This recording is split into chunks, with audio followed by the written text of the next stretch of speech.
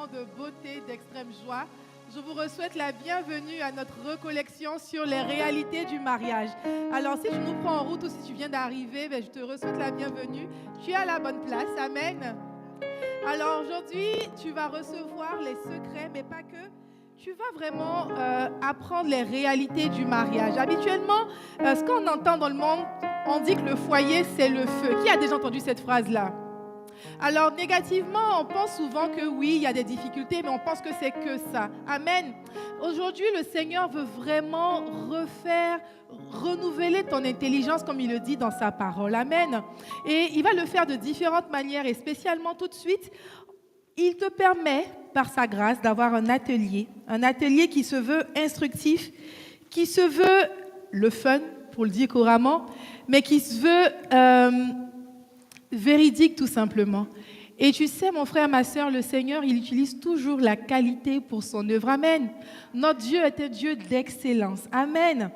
Alors, ce soir, il va se servir une habitude, ce matin, il va se servir de 3 de ses serviteurs. Tout de suite, nous avons eu le Père Léandre qui nous a fait une très, très belle mise en bouche. Comme la sœur Ingrid l'a dit, on accepte et le cœur reste ouvert. Amen. Je suis heureuse de voir que tu as gardé cette belle disposition du cœur. Alors, je t'invite maintenant à accueillir celui-là même que le Seigneur a établi sur le Québec. Donc, le Père Léandre qui nous fait une grâce, le Seigneur nous fait la grâce, d'avoir le Père Léandre qui va venir avec nous avoir cet atelier. Donc, j'invite le Père Léandre d'abord à venir en avant, puis je t'invite à applaudir pas le Père Léandre, mais le Seigneur Jésus pour son Fils. Amen. Là, tu applaudis le Père Léandre, tu n'applaudis pas Dieu. Alors, le Père Léandre est un prêtre qui était ordonné depuis 2020. Pour ceux qui sont peut-être habitués à le voir sur les réseaux sociaux, on le voit justement dans de très belles vidéos dans lesquelles il vient vraiment nous édifier. Il est donc sur la paroisse de François de Laval et de Marie de l'Incarnation, et il est prêtre du diocèse de Québec, tout simplement. Amen. Alors maintenant, comme je disais, notre Dieu, c'est un Dieu d'excellence. Il prévoit toujours la crème de la crème pour la crème de ses enfants. Tu vas applaudir le Seigneur, tu vas acclamer le Seigneur et puis on va inviter... Attends d'abord. Aux grands hommes, grands honneurs, aux grandes dames, grand honneur.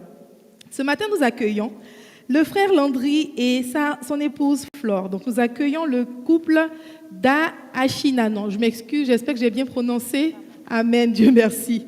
Alors...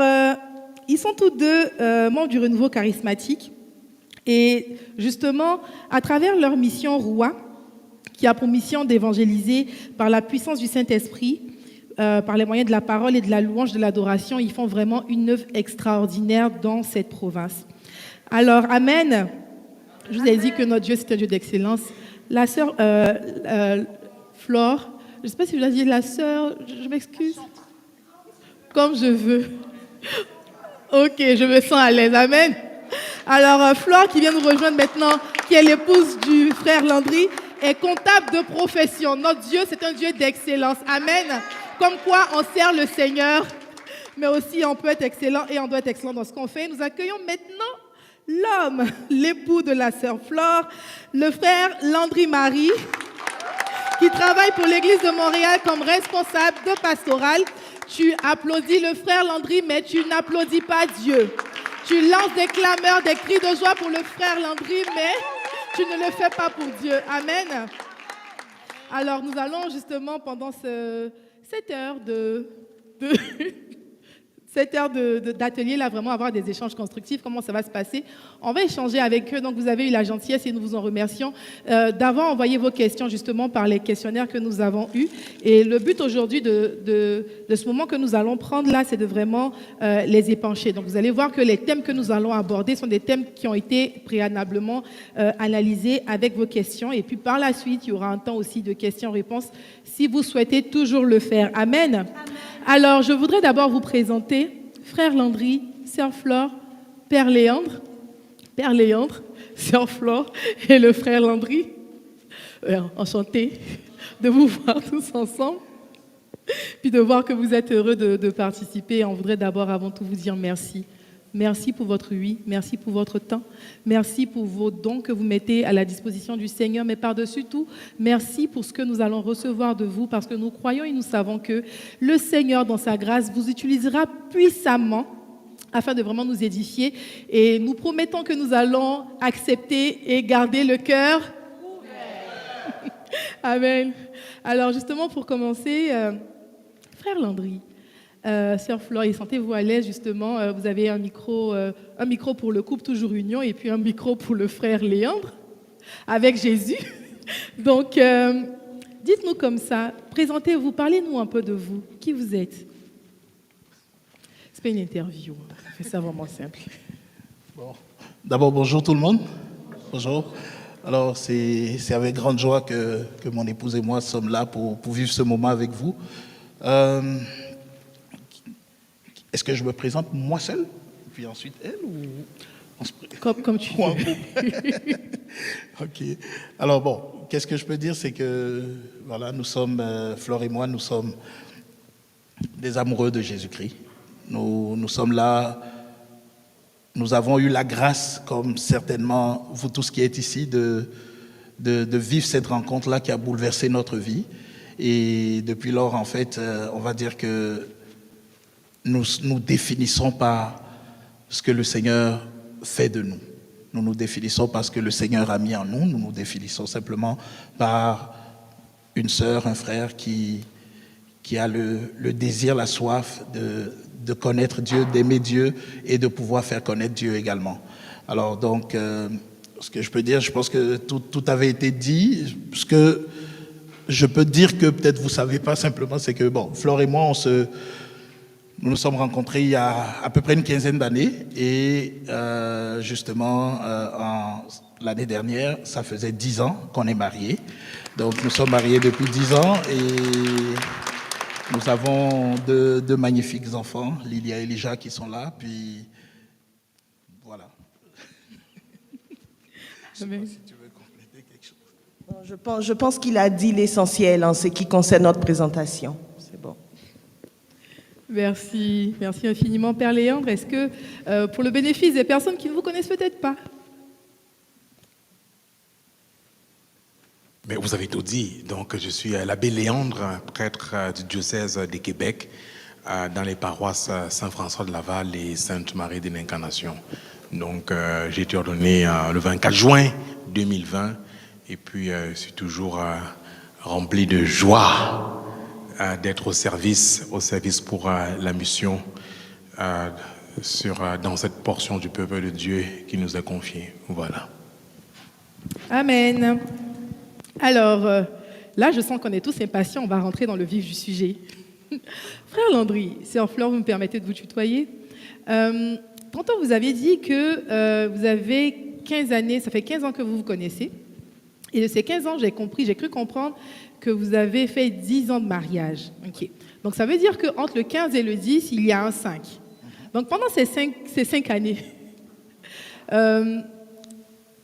expliquez-nous un peu comment vous êtes rencontrés. Et puis, parce que je présume que pour arriver au mariage, vous avez probablement dû passer justement par une période de connaissance, d'amitié. Comment ça s'est passé? On aimerait en savoir plus. Est-ce que tu veux commencer? Bon, je vais commencer et puis je vais le laisser compléter. Alors, Kevin et moi, on s'est rencontrés, on dit frère Landry, bon. Landry et moi, on s'est rencontrés à Montréal dans un groupe de prière. La première fois que je le voyais, c'était dans un groupe de prière à Montréal. Et à l'époque, je restais pas à Montréal, j'étais dans la ville de Sherbrooke. Donc, je faisais des allers-retours parce que le groupe de Montréal, j'avais commencé à prier avec ce groupe-là avant de me retrouver dans la ville de Sherbrooke. Donc, je venais de temps à autre pour les rencontres de prière. Alors, c'est comme ça que j'ai rencontré celui qui est aujourd'hui mon époux. Et on s'est rencontrés en 2010, voilà. 2009-2010, voilà. Alors, autour de cette période-là, au début, honnêtement, c'était un frère. C'était un frère parce qu'on était dans le même groupe de prière. Je ne voyais pas plus que ça. Alors, avec le temps, on a commencé à se lier d'amitié, je dirais, parce qu'on a commencé à échanger plus longtemps. Un peu plus tôt, le père avait donné des exemples où les gens sont au téléphone et puis ils demandent est-ce que tu vas me voir ronfler, tu vas me voir dormir, tout ça. On a connu aussi cette période-là où on passait de longues heures au téléphone. Et je pense que je vais te laisser continuer. Ça, c'était vraiment les débuts. C'est comme ça qu'on s'est rencontrés. Et puis, je te donne la parole pour la suite. C'est ça. En fait, dans le fond, on s'est rencontrés dans le cadre d'une fin de semaine d'évangélisation. Et comme elle a dit, comme frères et sœurs, on a appris à se connaître en tant que frères et sœurs qui aimons la mission, qui aimons le Seigneur. Et bon, petit à petit, les yeux ont commencé à s'ouvrir. Donc, sur le fait que le simple fait de voir la sœur, comment je vais dire ça? Au départ, tu vois la sœur, voilà, comme une sœur parmi tant d'autres. Puis après ça, tu fais plus attention à son sourire. Tu fais plus attention au fait que quand elle sourit, elle ferme les yeux. Puis là, tu commences à te dire, bon, qu'est-ce qui se passe? On essaie de comprendre. Voilà, c'est ça. Et donc, voilà. Mais il faut dire que, voilà, on a cheminé à peu près, à partir du moment où on a pris la décision de cheminer. Ça nous a pris à peu près 2 ans et demi, 3 ans pour cheminer avant le mariage. Mais ça a été, en tout cas, ça a été une période assez, je veux dire, assez intense parce qu'il y a eu des hauts, il y a eu des bas, mais c'est un petit peu ça. Ok. Alors, si je remarque, et je pense que nos frères et sœurs aussi l'ont constaté, l'ont compris, c'est qu'en partant, il y a eu de l'amitié, mais par-dessus tout, le point clé de la rencontre, en fait, c'était un intérêt commun, donc l'évangélisation, donc Christ. Donc, petite parenthèse comme ça pour nos frères et sœurs, nous avons notre évangélisation pour tous, qui aura lieu du 21 au 23 mars 2025. Amen. Alors, c'est un petit clin d'œil, au cas où. Sait-on jamais? Ceci dit, là, je comprends que, effectivement, donc vous avez pris le temps de pouvoir justement cheminer ensemble. Ce qui me vient comme question comme ça, et puis qu'une personne avait demandé, c'était que avant de rentrer dans son cheminement, et puis tantôt, tu as dit qu'il y a eu des périodes de hauts et des bas. Habituellement, quand on est dans des cheminements et puis on a vraiment des hauts et des bas, on a souvent, surtout pour les bas, parce que c'est les bas qui sont beaucoup plus prenants, on a souvent tendance à se retirer. C'est quoi qui a fait qu'à un moment donné, tu as été convaincu que c'était la personne que Dieu avait prévue pour toi? Et puis, Sœur Flore, c'est quoi les signes? Qu'est-ce que tu as fait comme prière? En tout cas, c'est quoi qui vous a convaincu tout simplement que vous étiez faits l'un pour l'autre pendant cette période de cheminement? Puis Père Léandre, si vous voulez. D'accord. Ben, déjà pour commencer, c'est important de préciser la conviction que c'est elle qui est la personne que je choisis de marier, que c'est elle la personne avec laquelle je veux vivre, je veux passer le reste de ma vie. La conviction, elle est venue à un moment précis, oui, dans le cheminement.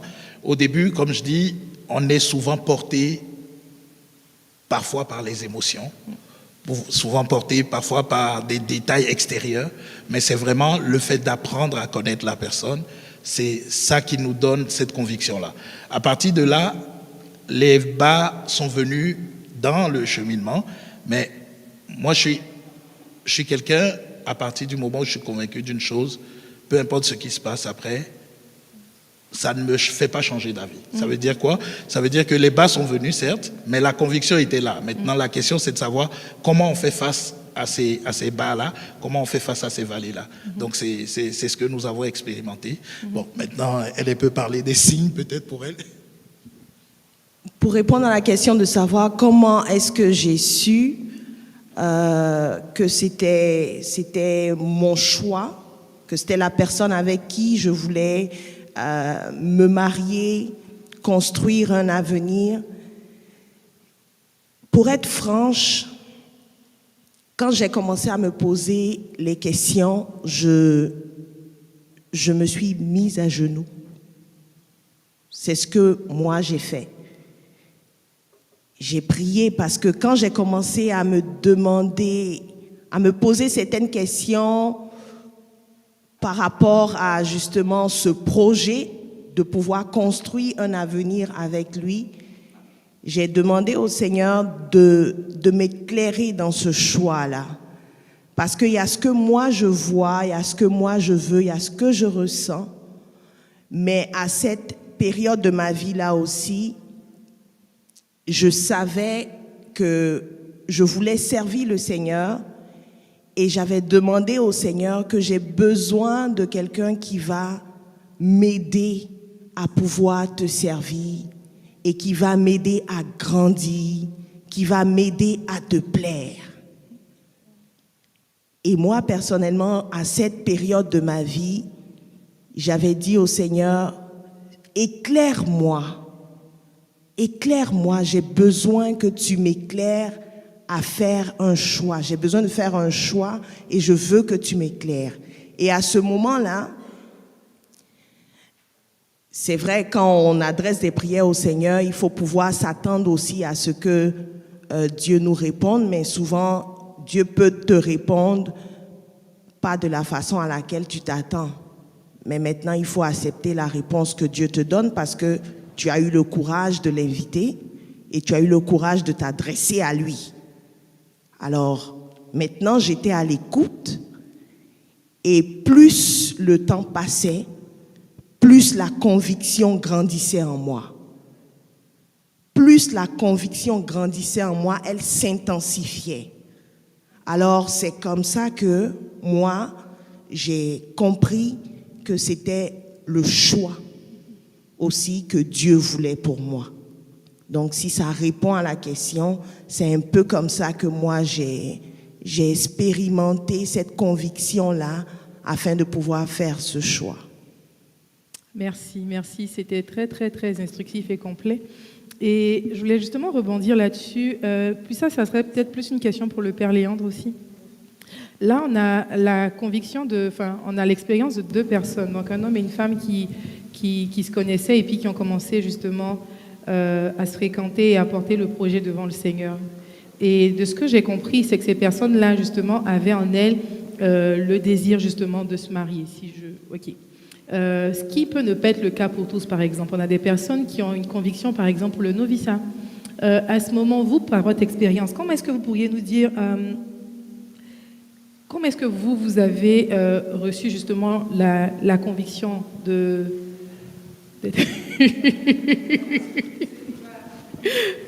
le célibat et puis de servir le Seigneur en étant prêt, tout simplement? Oh boy. Mais en fait, bon, déjà jeune, quand j'étais baptisé à l'âge de 8 ans, 8-9 ans.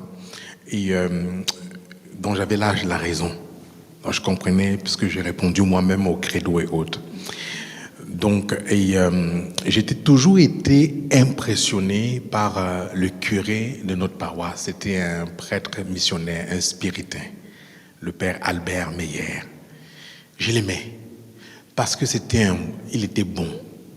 Il était bon avec tout le monde, avec les jeunes, les enfants, les adultes, tout le monde. Et je voulais être comme lui. Donc, d'entrée du jeu, à l'âge de 8-9 ans, c'est là, après mon baptême, qu'est né ce désir d'être comme le père Albert Meyer.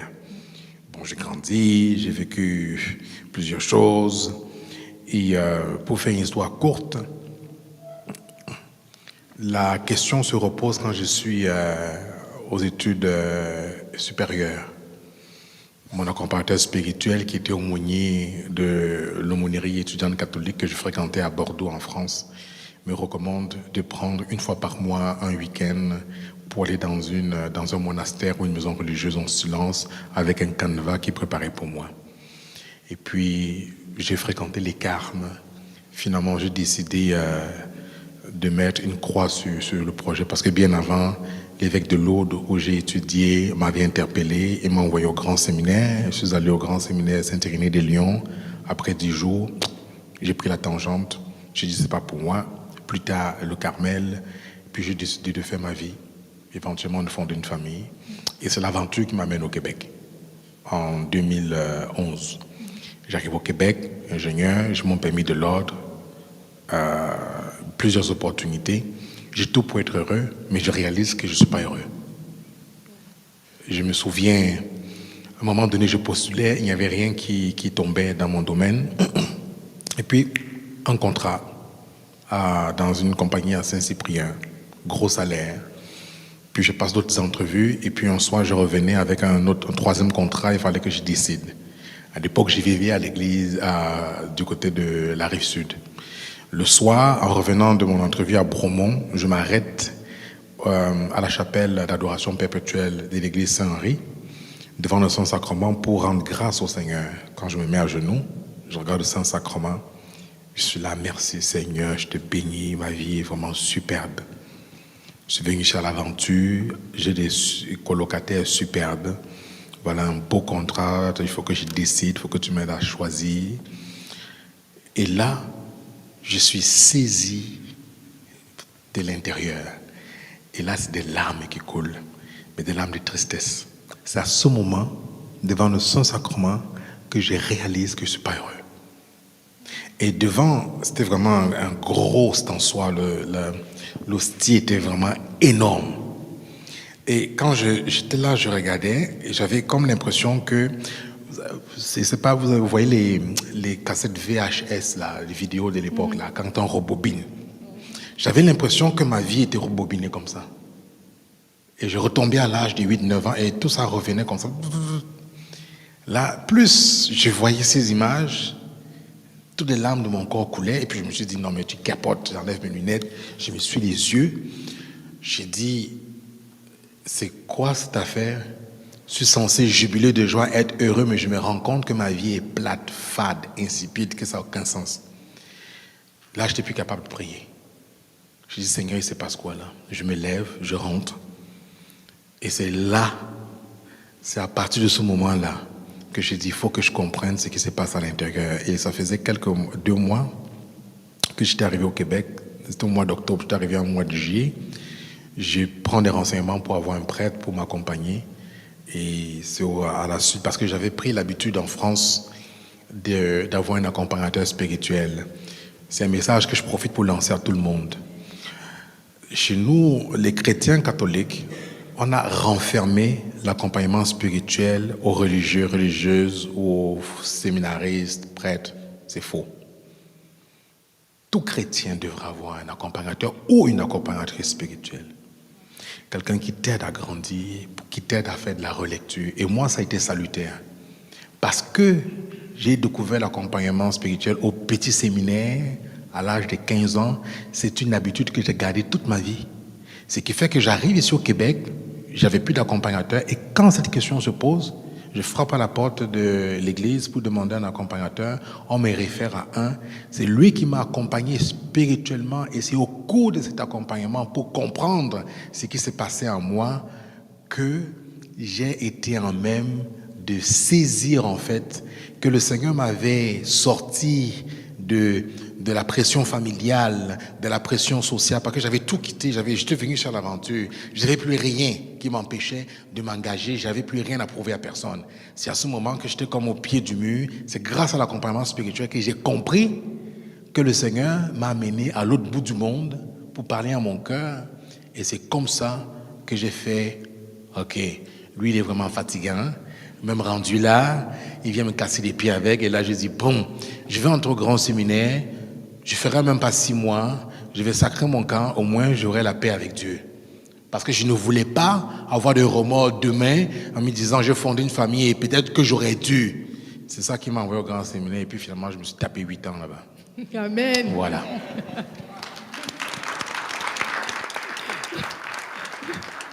Comme quoi le Seigneur connaît ses enfants et il sait où est-ce qu'il les mène. Alors, c'est de très beaux échanges, en tout cas, qui sonnent comme des chansons à mes oreilles. Et une chanson parce qu'on est en unité, on est en union. frère Landry, sœur Flore, là, vous avez prié, vous avez reçu la conviction. De ce que je retiens de vos 3 interventions, c'est que d'abord, Dieu nous donne la liberté. Il nous crée libres. Et dans ce genre de choix, justement, donc dans le choix du conjoint, dans le choix de sa vocation et tout, le Seigneur nous accorde la liberté. Donc, on n'a pas de pression de fais ça sinon, ou bien marie-t'en sinon. C'est vraiment la liberté que Dieu nous donne. Par-dessus tout, le Seigneur vient mettre en nous des convictions profondes aussi. Parce que la Bible dit que le Saint-Esprit, c'est lui qui vient convaincre. Et de ce que je vois aussi, c'est ce qu'il a fait dans vos 3 cas.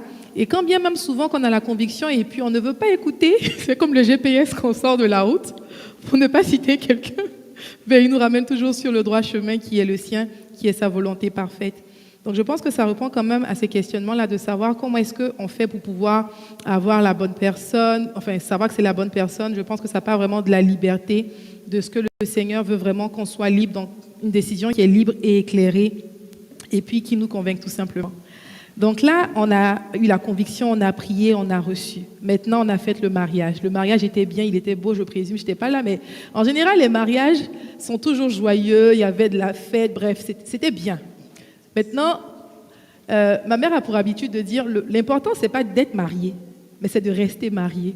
Puis pour rester marié, parce que c'est vrai, parce que nous, surtout nous les femmes, en tout cas je parle pour moi, on se concentre beaucoup plus sur le flafla, la robe, enfin, tout ça, mais c'est important, mais ce n'est pas le plus important. Quand vous finissez tout ça, donc on finit l'euphorie de la fête, vous rentrez maintenant dans le foyer, comment se passe la première année? C'est quoi les difficultés, c'est quoi les défis? Je ne dirais pas difficultés, mais on va dire les défis que vous avez rencontrés justement lors de cette première année de mariage.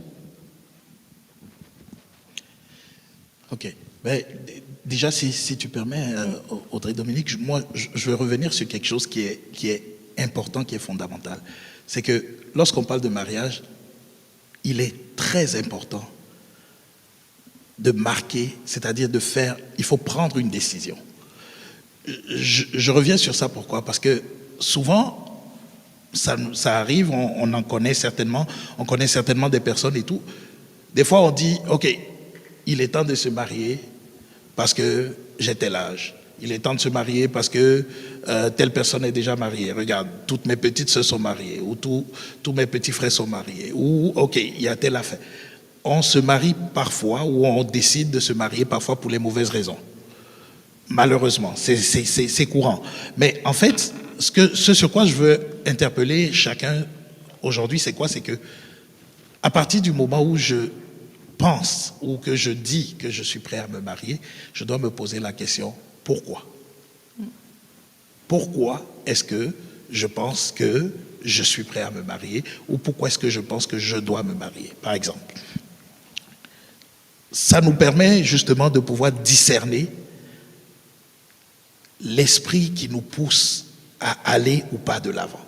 Des fois, on a la personne, on peut être convaincu que c'est la personne, mais il y a une étape préalable qui doit se faire avant qu'on entre dans le mariage. C'est quoi? C'est la maturité.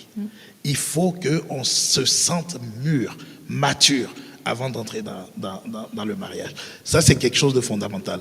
Bon, maintenant, pour venir à la question proprement dite, c'est quoi? C'est que la première année, les défis, il y avait des défis de toutes sortes. Bon, un que je peux donner comme ça de façon concrète, c'est que moi, je suis quelqu'un, quand je sors de la maison, je peux passer la journée entière dehors, je suis très sociable, j'ai beaucoup, mille et une choses à faire, mais quand je rentre à la maison, j'ai besoin de calme. Ou du moins, je vais dire, j'étais comme ça. Amen. J'avais besoin de calme. D'accord? Donc, ça fait que la première année, quand après l'euphorie du mariage, tout ça, tu rentres à la maison, puis quand tu veux ton silence, il y a quelqu'un qui est là qui veut parler. C'était pas évident.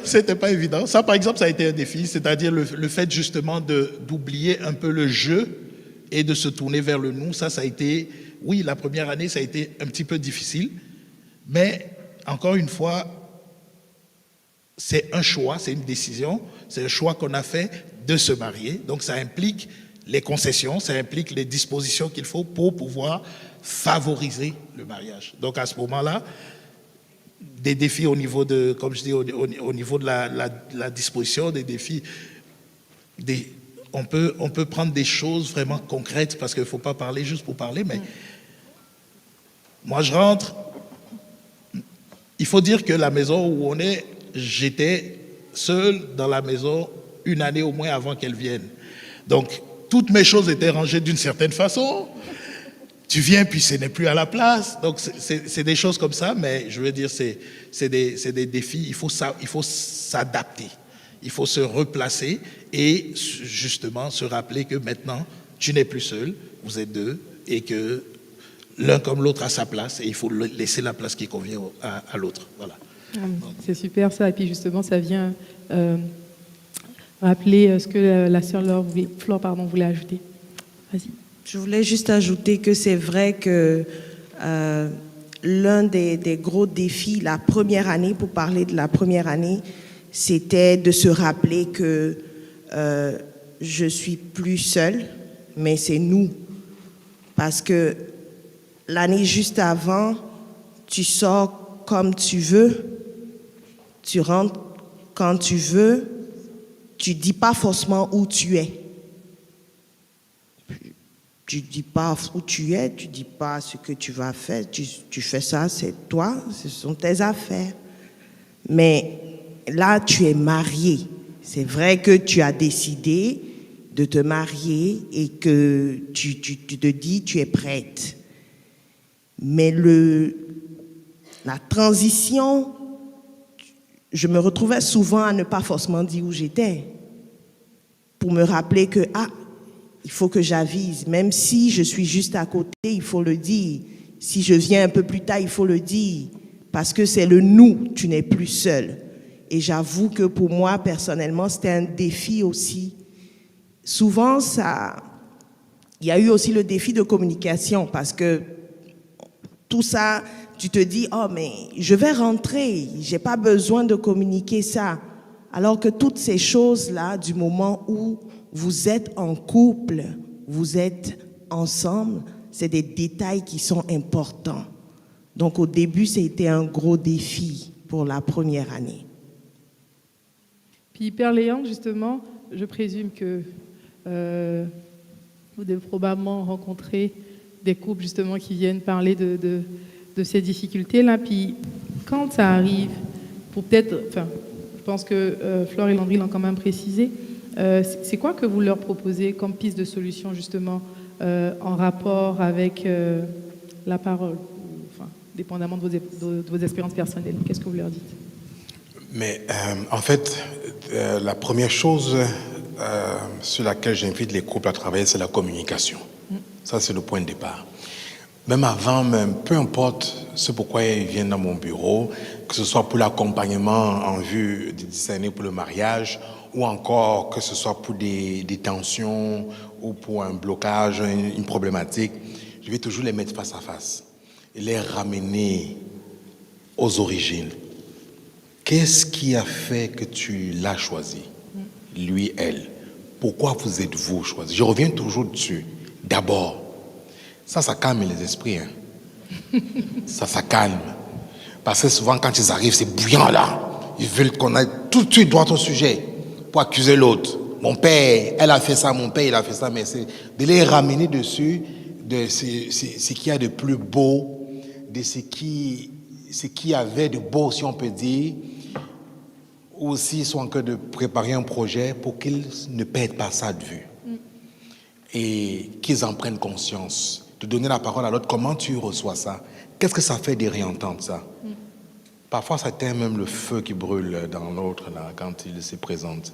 Et après, poser la question, mais qu'est-ce qui pourrait vous amener à vous dire ciao, bye? Et là, je ne les fais pas réagir. Comme je demandais, comment tu reçois ça? Ça, c'est des petites choses qui les ramènent à l'essentiel. D'abord, leur faire comprendre que c'est quelque chose de beau qui vous a rassemblé. Ça calme d'abord. Et ensuite, maintenant, c'est de cheminer avec eux à partir de ce qu'ils vivent et puis les amener à travailler l'écoute. Parce que souvent, c'est le point de départ, l'écoute. comme ils l'ont si bien nommé, c'est devenu un nous. C'est un nous. Prendre en considération l'autre. L'autre est là, à toute sa place. C'est passer justement de ce jeu-là au nous. Mais un nous vraiment, le nous d'une équipe, le nous de mutuel, d'une collaboration. Donc voilà un peu, je ne sais pas si j'ai répondu à la question là. Mais... Largement, merci.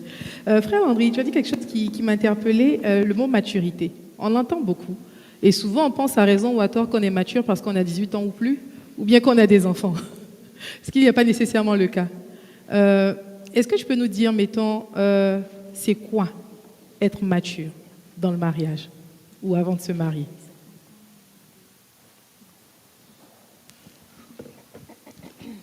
Si vous permettez, je vais prendre une référence qu'on connaît tous. Peut-être qu'on ne le voit pas toujours de cette façon. Donc, c'est dans le livre de la Genèse, Genèse chapitre 2, il est dit « L'homme quittera son père et sa mère et s'attachera à sa femme, et tous deux formeront une seule chair. » Alors, moi, la maturité, je la situe dès le début.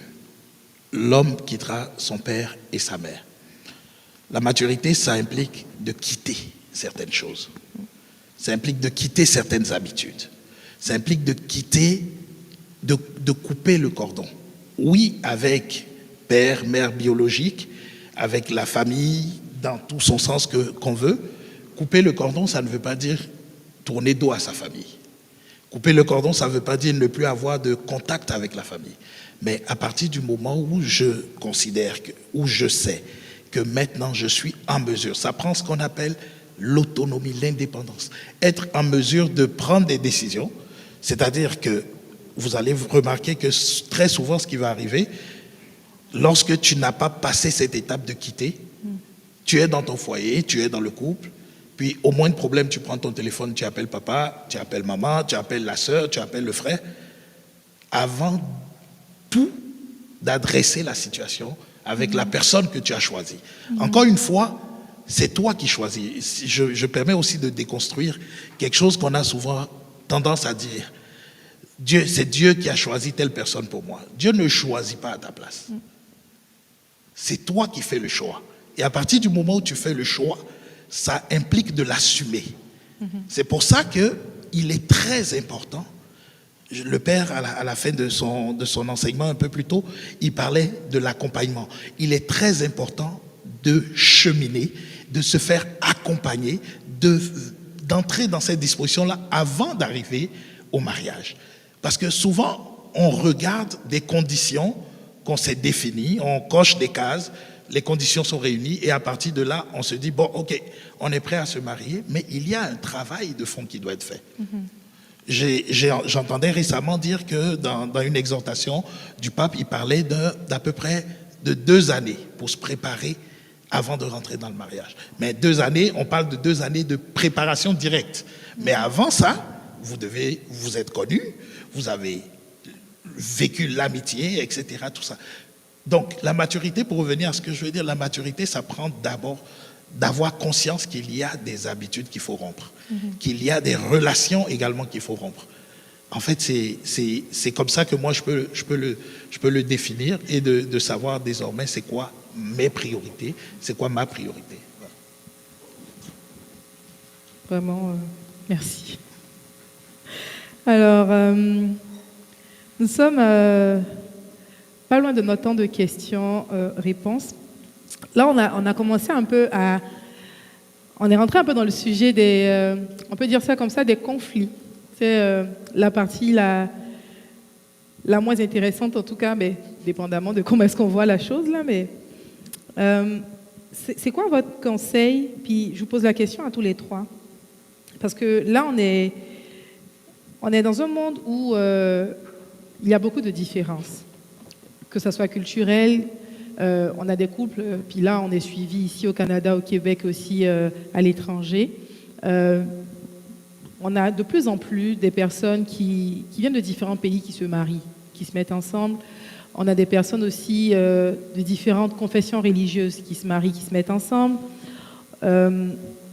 C'est quoi le truc pour pouvoir justement vivre un mariage harmonieux. Parce qu'on le sait tous, hein, que même entre frères et sœurs, de même famille, avec la même éducation, avec les mêmes parents, c'est pas évident.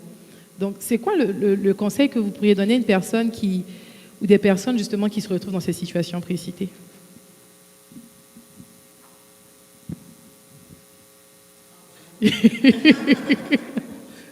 Ah, je pense que vous allez donner votre secret.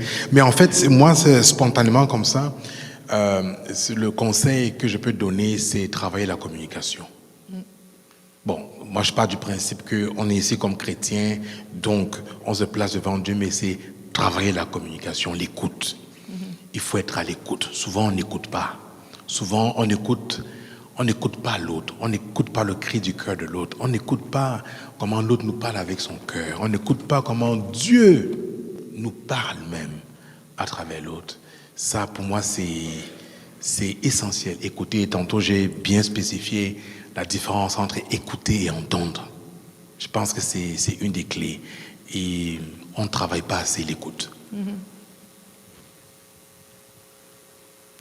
Mais pour aller dans le même sens, comment je vais dire, la communication, en parlant de communication, moi ce qui me vient, c'est les différences, il y en a partout.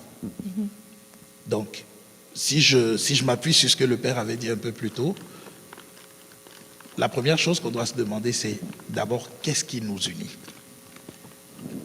Au lieu de s'attarder sur les différences, il y en a. Même si on est de la même confession religieuse, même si on est du même pays, même si on est du même village, il arrive qu'à partir du moment où on a deux éducations différentes, on a deux visions des choses, il va arriver qu'il y ait des différences, des choses sur lesquelles on ne s'entendra pas, etc. Donc c'est d'abord aller sur la base de qu'est-ce qui nous unit, qu'est-ce qui fait qu'est-ce qu'on a en commun. Sur la base de ça. Maintenant, au niveau des différences, c'est, comme dit le Père, on s'écoute.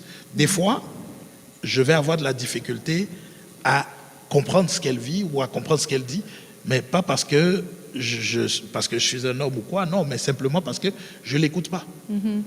Si je l'écoute, peut-être que son mal-être, peut-être que la situation, son mécontentement, peut-être qu'il se situe à tel niveau.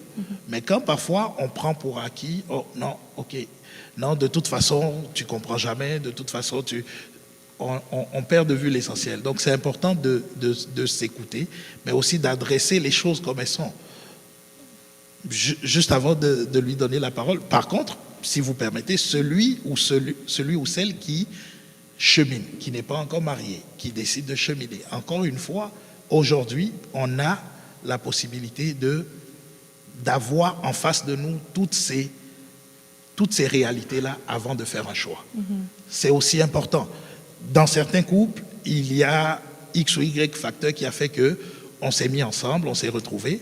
D'autres, à des moments donnés, sont obligés d'assumer le choix ou assument le choix, ben pas parce que forcément ça répond à leurs besoins ou à leurs attentes. Il y a eu peut-être des manquements au début, mais quand tu es en train de cheminer, et justement l'expérience des uns et des autres aide ceux qui cheminent à pouvoir se poser les bonnes questions avant de se lancer. Quelqu'un qui ne travaille, qui ne sait pas écouter, quelqu'un qui ne sait pas être attentif aux besoins de l'autre, si tu te mets avec quelqu'un qui est, on va dire, diamétralement opposé à toi, que ce soit au niveau culturel, au niveau de la religion, ben, les problèmes n'en finiront pas. Donc, il faut déjà qu'il y ait une disposition intérieure pour pouvoir favoriser justement le règlement des conflits. Je dirais que le père et mon époux ont tout dit, mais la chose qui me vient pour compléter ce qu'ils ont dit, le père disait communication, il a beaucoup insisté sur l'écoute. Moi, j'allais rajouter la transparence, parce que tu peux communiquer et ne pas être vrai. Tu peux communiquer et choisir de retenir certaines informations que peut-être toi, tu ne vas pas juger pertinent. Mais je me dis, du moment où on veut construire ensemble, il est bon au mieux de tout mettre sur la table, d'être transparent. Alors, pour appuyer ce que le Père et mon époux ont dit, je vais rajouter la transparence.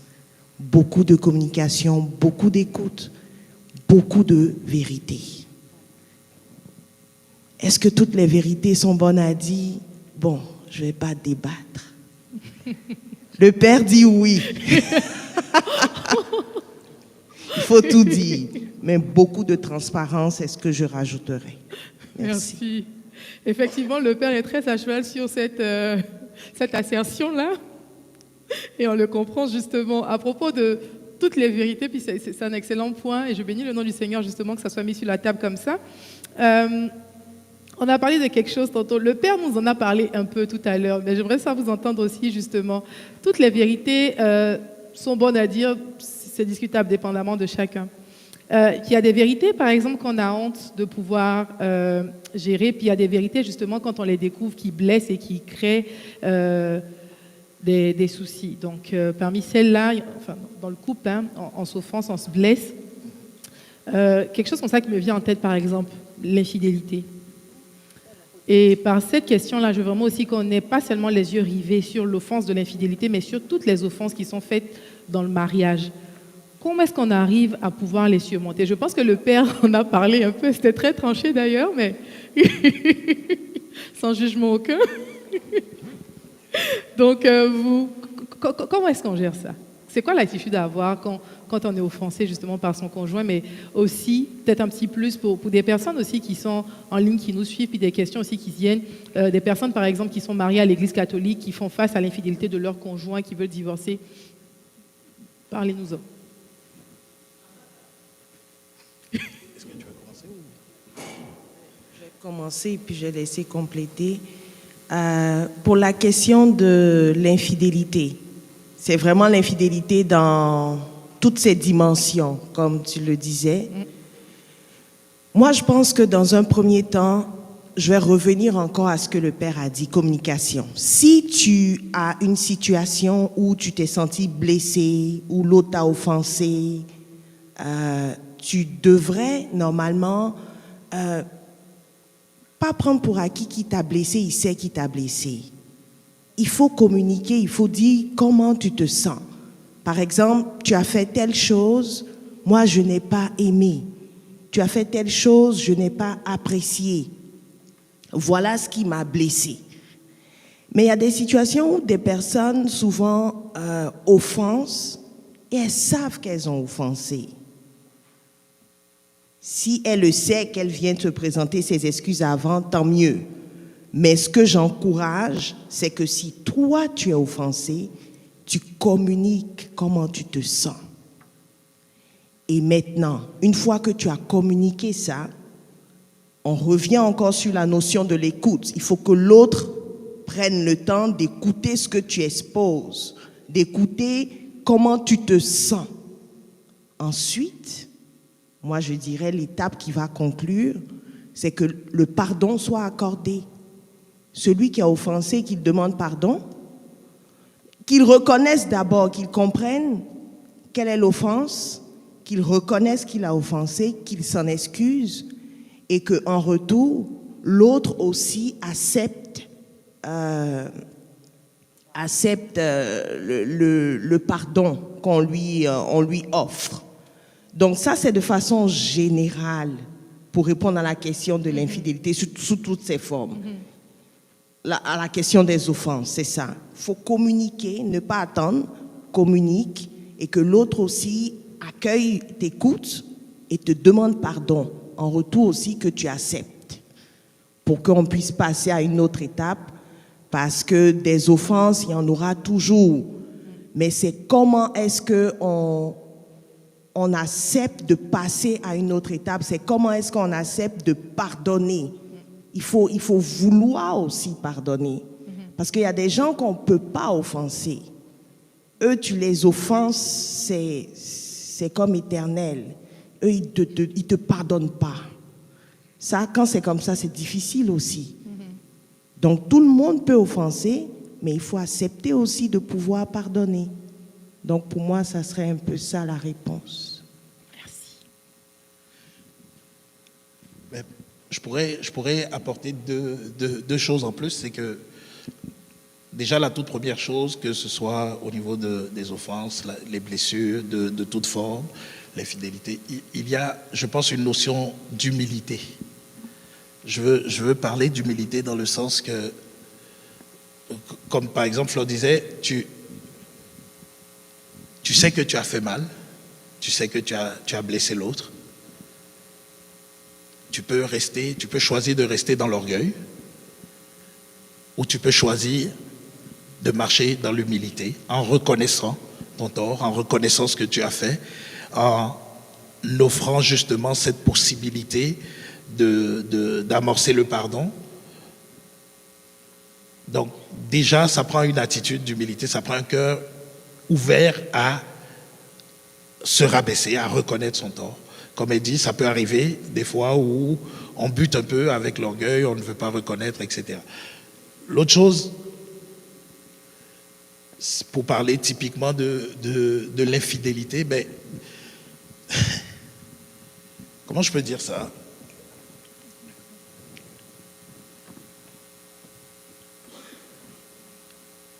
Il y a le pardon, je pense que ça c'est quelque chose sur laquelle je n'ai pas besoin de revenir, dans le sens que nous, en tant que chrétiens, en tant que croyants, on est appelés justement à vivre le pardon, pas juste à en parler, mais à le vivre au quotidien, à le vivre dans notre foyer, à le vivre dans nos relations, à tous les niveaux.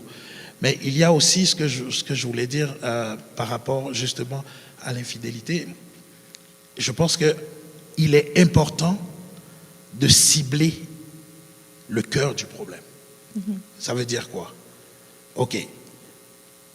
Hormis toutes les émotions autour, on peut essayer de comprendre ce qui a amené la personne à ça. Si on adresse le cœur de la situation, ça peut nous permettre de pouvoir nous relever et d'éviter de retomber.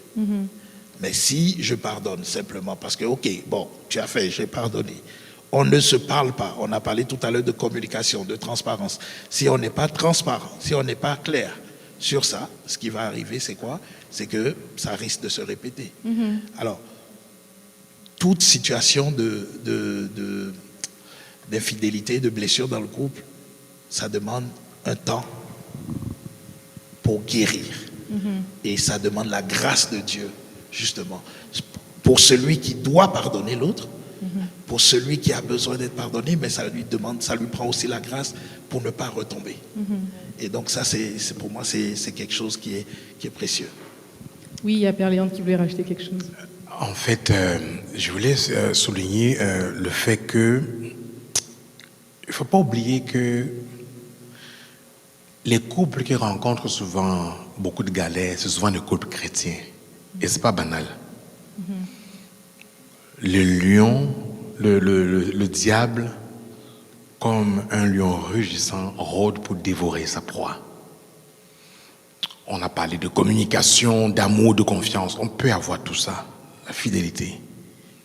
Mais le malin, souvenons-nous de la Genèse.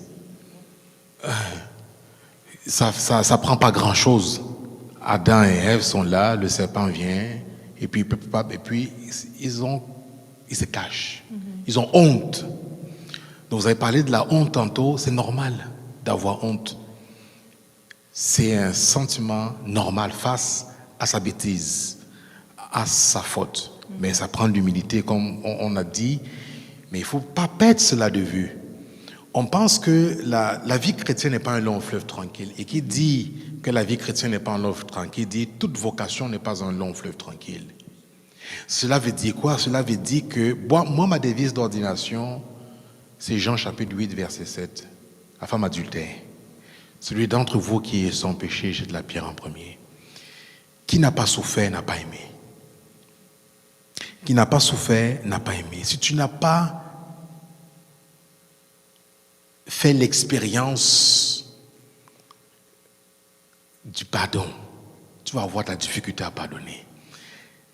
Parce qu'à un moment donné de ta vie, tu as fait une connerie, tu as été pardonné, tu as été relevé. Il faut revenir à ça, te souvenir que tu es tombé tellement bas à un moment donné. Parfois même quand on a du mal à pardonner à l'autre, est-ce qu'on pourrait se poser la question de se dire, et si j'étais à sa place, qu'est-ce que j'aurais voulu? Comment j'aurais voulu qu'il me regarde ou qu'elle me regarde? Ça n'excuse pas tout, mais il ne faut pas perdre cela de vue. C'est un don de Dieu, et on l'a dit, mais si on dit que l'amour est le fondement du mariage, il ne faut pas oublier son pendant qui est le pardon. Il faut toujours rechercher cette miséricorde-là, même quand ce n'est pas facile. Et une fois qu'on le dit, toute vérité est bonne à dire. Et je reste persuadé de ça. Même si je redoute la réaction de l'autre, les retombées, mais il faut assumer. Vous avez parlé de maturité, il faut assumer. Trouver la force d'assumer. Et comment la prière aide, l'accompagnement aide, mais il faut être capable. La vérité rend libre, nous dit le Christ. Amen. S'il n'y a aucun péché que Dieu ne puisse pas pardonner, il peut aussi nous donner la force. Ça peut prendre que du temps, mais c'est là-dessus qu'il faut miser. Et je termine avec cette image. Je dis toujours au couple, avant de vous dire oui, apprenez à vous mettre à nu l'un devant l'autre. À nu. À nu. De telle sorte que ta vie que tu remets dans les mains de l'autre, dans la confiance, avec le risque qu'il puisse faire comme ça, te briser. Mais si tu ne te mets pas à nu, tu fais un mauvais pari. Et si je suis blessé, c'est ça le problème, le si là. Il faut faire le pari avec le Christ et laisser le reste. Qui n'a jamais été blessé? Qui ne sera pas blessé? Qui a dit que le mariage, c'est un long fleuve tranquille? Il faut en être conscient. Et quand on en est conscient, Jésus est poussé par l'Esprit pour aller au désert. C'est un sport extrême. Mais ce n'est pas pour faire peur. C'est pour dire qu'il faut être préparé. Et l'Église insiste. Le prêtre, quand il monte le dossier de mariage, donne des éléments à l'évêque pour donner l'accord ou pas. Et ça arrive souvent qu'on mentionne dans le dossier qui n'ont pas la maturité suffisante pour contracter un mariage libre et éclairé. Mais les couples, ils ne savent pas. On remplit puis on envoie. Puis non, le mariage n'est pas autorisé. La maturité suffisante. Merci. Puis on va parler d'un dernier sujet avant de passer aux questions pour ces personnes-là qui sont en ligne et ici avec nous, qui n'ont pas été répondues ou qui ont une question qui n'a pas été répondue. N'hésitez vraiment pas. On viendra vers vous pour que vous puissiez la poser. Là, je bénis vraiment le nom du Seigneur pour cet échange-là qu'on a en ce moment. Et je sais qu'il parle à beaucoup. Il me parle aussi à moi. Et je rends grâce à Dieu pour vos vies, tout simplement. Amen. Il y avait peut-être un dernier point aussi que je voulais qu'on aborde un peu. C'est la gestion des finances dans le foyer.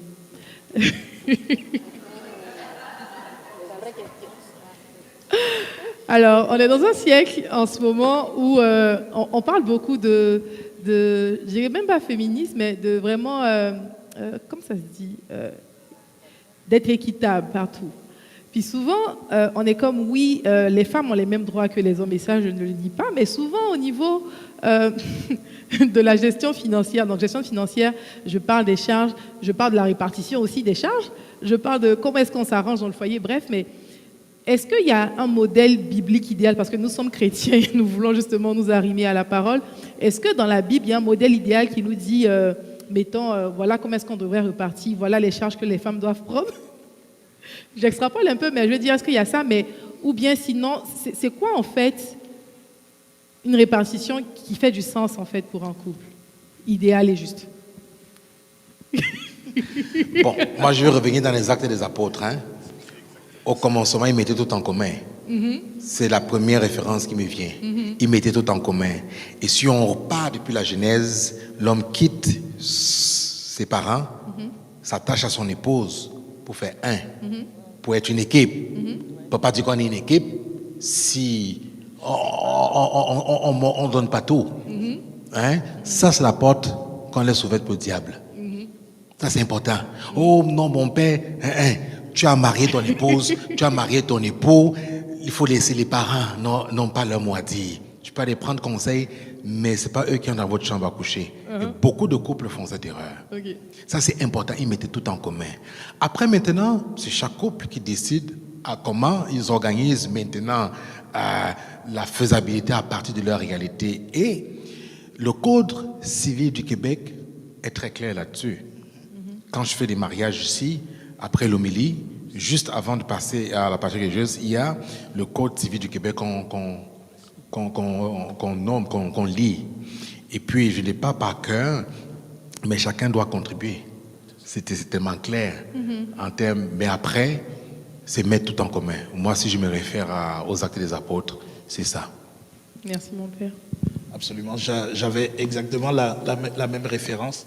En fait, le modèle de base, c'est l'Église primitive. C'est à partir du moment où on met tout en commun, on marche dans une même direction.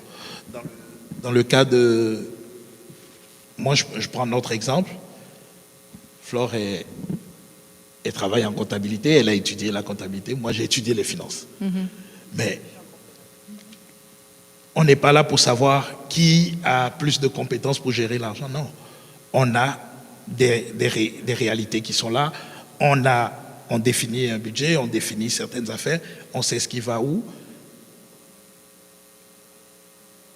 Avec la grâce de Dieu, honnêtement, le problème ne s'est jamais posé pour nous de dire, OK, ça c'est toi qui dois payer ça, ça c'est toi qui dois payer ça.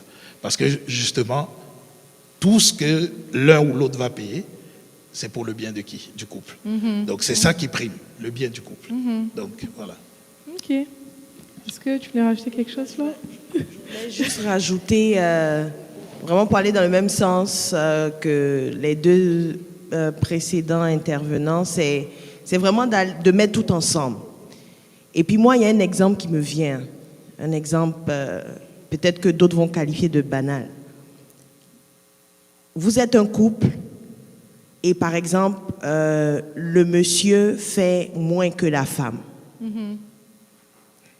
Est-ce qu'on va dire que ça c'est l'homme qui doit faire ça, donc moi je laisse l'homme s'endetter, je laisse l'homme se démerder et puis je suis là? Non, ça c'est l'homme, moi mon argent. C'est-à-dire, ça l'est un peu bizarre comme exemple, mais est-ce que c'est comme ça qu'on doit raisonner? Mais si tu pars sur la base que on met tout ensemble, on travaille ensemble, tout le monde apporte ce qu'il peut apporter. Il n'y a pas quelqu'un, non, ça c'est lui, ça c'est lui. On fait tout ce qu'on peut pour le bien-être de la famille, du couple. Moi, je pense qu'en tant que, comme tu as parlé de chrétien, est-ce qu'il y a une méthode en tant que chrétien? Moi, je pense que j'ai pas lu, je ne peux pas dire que j'ai lu dans la Bible une partie où ça dit ça, mais je pense qu'en tant que chrétien, c'est vraiment comme ça qu'on doit fonctionner. Au niveau des finances, la transparence, on met tout ensemble, tout le monde travaille ensemble. Et puis je pense que ça va créer plus d'harmonie et plus de paix. Parce que la question de l'argent, c'est aussi sujet de beaucoup de discorde. C'est épineux. Donc quand on veut que son foyer soit en paix, souvent aussi il faut trouver les bonnes âmes qu'il faut. Et puis la question de l'argent, là, si tu jettes tout avec ton mari, vice-versa, ça va enlever beaucoup de problèmes. Merci. Merci. Venant d'une femme. Oui, mon père. Beaucoup de couples et de foyers se font tromper par leur famille. C'est important.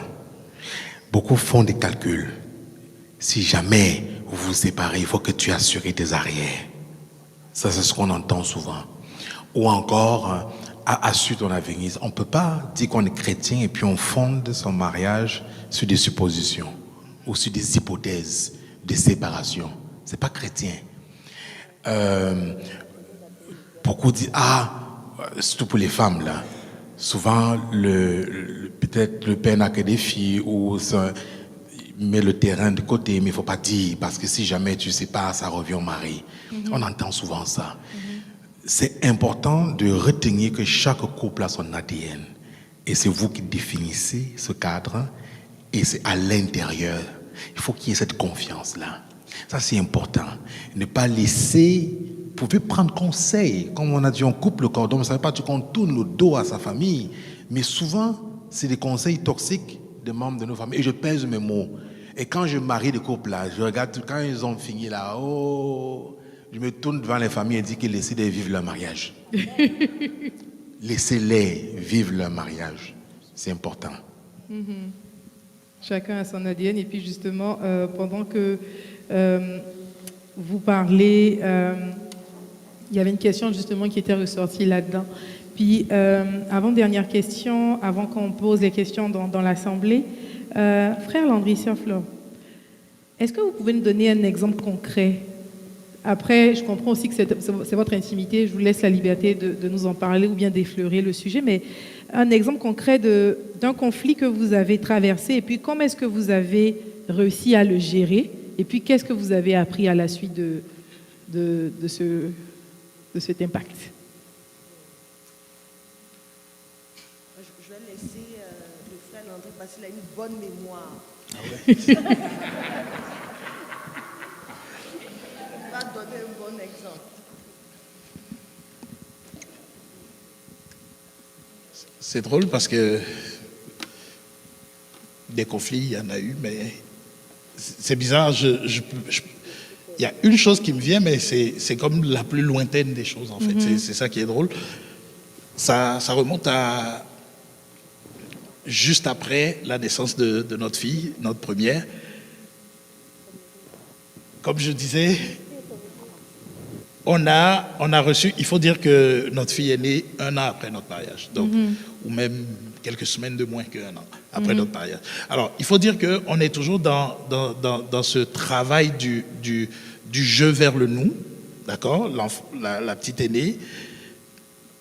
Moi, j'ai été éduqué d'une certaine façon. J'ai vu comment mes parents s'occupaient, comment dans ma famille on s'occupe des enfants. Elle a été éduquée d'une autre façon. Alors, il arrive un moment, un exemple banal, hein, c'est parti de rien, mais ça avait été vraiment une situation assez pénible. C'est quoi? C'est qu'à un moment donné, la petite, elle pleurait. Elle était bébé. Quelques semaines, quelques mois, elle pleurait. Puis, on nous avait appris que c'est normal que l'enfant pleure. Je me souviens encore à l'hôpital, on nous a rencontrés, on nous a même dit, si l'enfant pleure, que vous ne savez pas quoi faire, laissez-la seule à la maison, sortez tous les deux, allez marcher, prendre l'air, puis revenez, laissez-la pleurer. Moi, j'étais choqué d'entendre ça. Alors, on est dans la situation, et là, elle pleure. Puis moi, je dis, laisse-la pleurer. On ne sort pas de la maison, mais laisse-la pleurer. Elle dit non, mais je ne peux pas la laisser pleurer comme ça. Alors elle va la prendre. Mais elle la prend, dès qu'elle la dépose, elle continue à pleurer. Puis moi, les pleurs, tout ça, fait qu'à un moment, on est parti comme, on va dire, au quart de tour, parce que je dis, mais regarde, à un moment donné, il faut que tu m'écoutes. Parce que c'est la meilleure façon de faire pour qu'elle arrête de pleurer. Bon, ça c'est selon moi. Mais elle est mère, c'est elle qui vient d'accoucher, c'est elle qui a un certain lien, un certain sentiment. Mais elle dit non, je ne peux pas la laisser pleurer. Donc à chaque fois, elle va pleurer, on va la prendre, on va la calmer, on va la déposer. Puis moi, je trouvais que ça retardait son indépendance. À quelques semaines. Le frère Landry voulait avoir un bébé autonome. Oui, moi j'aime quand ça va vite. Donc, tu vois, ça par exemple, mais ça a été au point où je me suis fâché, il faut le dire, mais je me suis vraiment fâché. Et je lui ai dit, donc à partir de maintenant, tu t'en occupes seul. Bon, ça a duré 2 ou 3 heures, mais c'est pour dire, je suis sorti de la maison, parce que je dis, bon, regarde, tu veux pas écouter mon point de vue? Ok, il n'y a pas de problème à ce moment-là, je te laisse gérer. Mais tu sors, tu prends l'air, puis tu réfléchis, tu dis, bon, ok. Et l'enfant, elle l'a pas eu seule, hein? Puis tu as choisi, en te mariant, tu as choisi aussi d'être comment je vais dire ça, d'être disponible pour les enfants que Dieu vous donne dans le foyer. Alors ça te fait réfléchir. Mais je ne suis pas venu lui dire au prime abord que j'avais tort. Je suis venu, je serre le visage, je la regarde faire, je la regarde, quand je vois qu'elle me regarde, je baisse la tête, je tourne mon regard. Ça a duré pas mal toute la journée, et il faut dire, on est même allé se coucher, moi, fâché, et dans mon sommeil, le Seigneur m'a rappelé sa parole. Ne te couche pas sur ta colère. Et il m'a rappelé également que ce n'est pas lui qui m'a envoyé me marier. Ah oui. Alors, donc, le lendemain, je lui ai présenté mes excuses, je lui ai demandé pardon, et on a appris à partir de là que, en fait, il n'y a pas une expérience qui est plus à valoriser que l'autre, mais que c'est ensemble qu'on peut éduquer nos enfants, c'est ensemble qu'on peut faire chemin sur tous les plans. Voilà, bon, ça c'est quelque chose qui me vient comme ça, que je pourrais partager. Merci. Merci frère Landry. Donc là, on est maintenant à notre période de questions. Donc si des personnes... oui, donc la sœur s'est levée.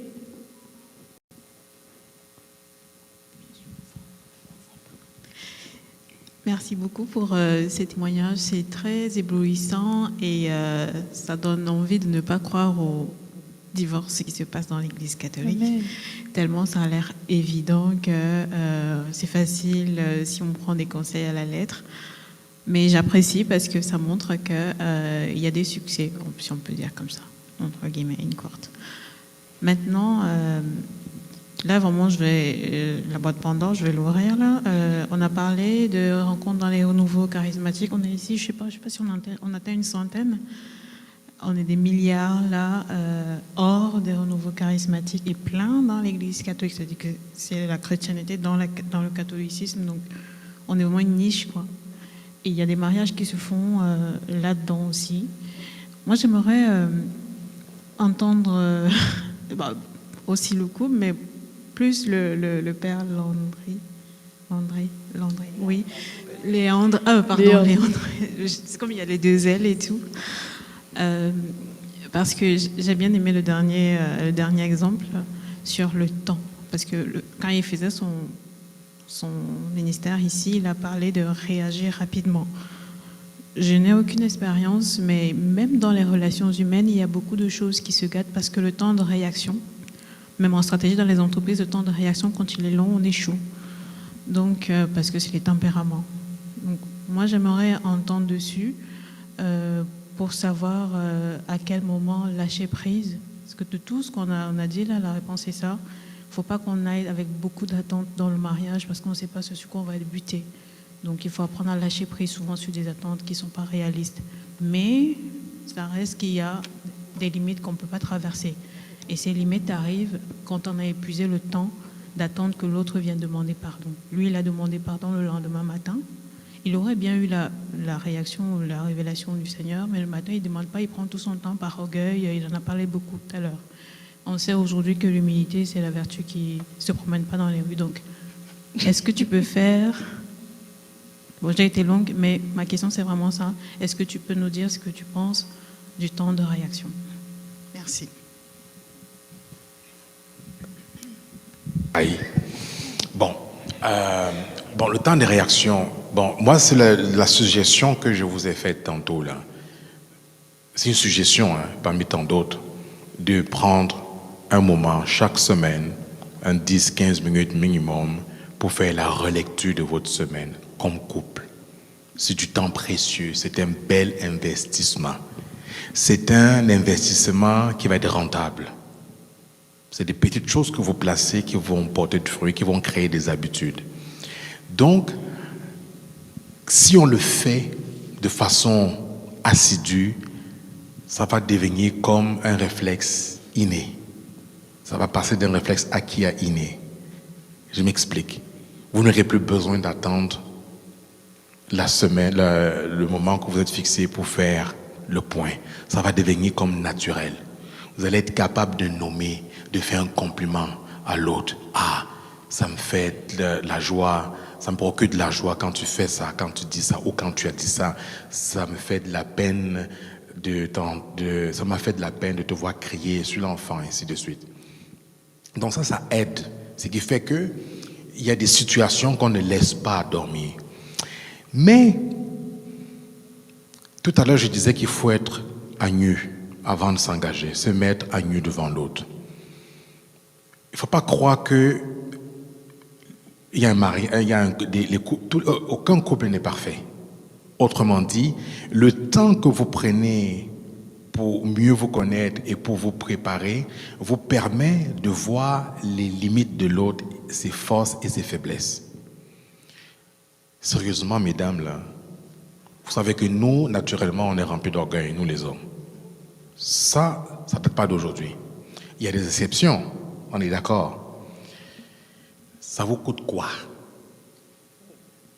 Vous savez que si par exemple c'est votre force de nommer les choses, vous savez que c'est la faiblesse de votre mari, l'orgueil, ça vous coûte quoi d'aller vers lui et lui tendre la main? Ça va enlever quoi sur vous? Parce que souvent vous restez braqué dans cette position en disant c'est lui qui m'a offensé, c'est lui qui m'a fait mal, il doit venir demander pardon. Mais si vous êtes conscient que c'est ça sa limite, j'ai dit tantôt, les faiblesses de l'autre vous traînent vers le bas. Les forces de l'autre vous traînent vers le haut. Si vous avez discerné avec le temps, attention, je ne suis pas en train de dire qu'il faut toujours aller vers l'autre pour... Non, c'est pas ça que je dis. Je dis, si vous êtes consciente, par exemple, que pour votre époux, il a un orgueil tellement démesuré, plus grand que le monde, qu'il y a des choses pour lesquelles il viendra jamais demander pardon. Mais c'est là aussi, dans votre manière de faire, si c'est comme ça que vous pouvez le soutenir là-dedans. Parce que si, au-delà de ça, c'est autre chose qui fait que vous êtes ensemble. Mais pourquoi ne pas aussi vous faire preuve d'humilité et aller vers lui? Ça, c'est important de discerner c'est quoi les faiblesses dans votre couple. Et étant conscient de ça, vous présentez ça devant Dieu et vous travaillez justement, vous vous accrochez sur vos forces et les forces de l'autre pour avancer. Et ne pas toujours avoir les yeux sur les limites, les faiblesses. Mais si on développe justement cette écoute active, ce dialogue-là, on ne laisse pas traîner les choses. On les met spontanément sur la table. Il n'y a pas de formule miracle. Hein. Comme je le dis toujours, ça dépend de l'ADN de chaque couple. De qu'est-ce que vous mettez comme base au point de départ. Et puis vous allez faire essai-erreur, et voir la formule qui marche. Il n'y a pas, c'est comme avec un enfant. Il n'y a pas il n'y a pas un livre. Il y a plein de trucs que vous allez acheter partout. Coaching, c'est qui est écrit dans là. C'est un compilé des choses qui ont marché et qui n'ont pas marché. Donc, il n'y a pas de recette miracle. C'est avec le Seigneur et dans votre réalité, votre histoire. J'insiste, hein, vous avez chacun une histoire de vie. Vous avez développé des mécanismes de suivi, de défense. Vous avez très bien nommé. Moi, j'étais éduqué d'une certaine façon. Mon épouse a été éduquée d'une certaine façon. On fait quoi? Je ne sais pas si je réponds à la question. Si vous permettez, juste pour appuyer quelque chose que le Père disait, le fait, c'est-à-dire apprendre à connaître, apprendre à se connaître, apprendre à connaître l'autre, connaître ses forces, ses faiblesses, comme disait le Père. Je donne un exemple.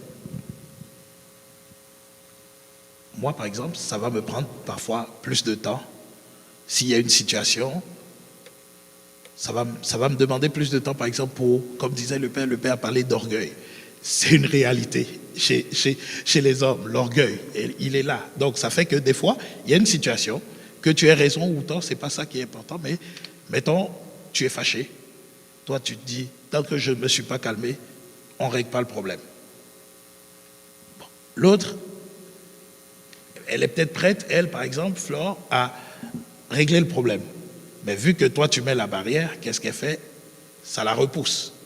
Donc elle attend. Des fois, elle se dit, bon, à un moment donné, bon, moi je veux parler, mais je vois qu'il ne veut pas parler. Ok, ça va prendre le temps que ça va prendre. Mais l'orgueil ne quitte pas le lendemain. Tu es là, tu dis, ok, admettons que selon toi, c'est elle qui a tort. Ok, elle a tort, puis en plus, elle ne cherche pas à régler le problème, elle ne cherche pas à s'excuser. Ok, on va rester là. Qu'est-ce que ça fait? 2 jours, 3 jours, 1 semaine, on est là. Des fois, on va se retrouver dans un foyer à faire des semaines sans se parler parce que simplement, il n'y a pas cette humilité-là. Mais il faut accepter aussi que des fois, peut-être l'autre, dans l'heure où la situation est arrivée, il n'est peut-être pas prêt ou elle n'est peut-être pas prête à en parler. Il faut lui laisser ce petit temps, mais ce petit temps, ça ne veut pas dire 24 heures, 48 et autres. Voilà. Donc, Merci Berger. Alors, est-ce qu'on avait, je pense, une question du côté du cœur? Oui. Merci à vous trois. Mon père, j'avais une question. Quand vous avez parlé du pardon, et moi je suis en couple, ça fait 16 ans. Je suis mariée, ça fait 16 ans, puis ça fait 21 ans que je suis avec mon mari. Et quand vous avez parlé du pardon, je suis vraiment très d'accord parce que je pense que sans pardon, ça ne fonctionne pas. Mais j'avais une question concernant l'infidélité. Combien de fois il faut pardonner l'infidélité? C'est vrai que Dieu nous a pardonné, il est amour, et puis nous devons pardonner quand le conjoint ou la conjointe fait une erreur. Mais combien de fois? Est-ce que à chaque fois, est-ce que si au bout de 2 fois, 3 fois, tu accordes ton pardon et que ça ne change pas, est-ce que là on peut parler de qu'on n'est pas un bon chrétien, une bonne chrétienne parce qu'on ne veut pas pardonner son conjoint ou sa conjointe qui fait des infidélités ad vitam aeternam?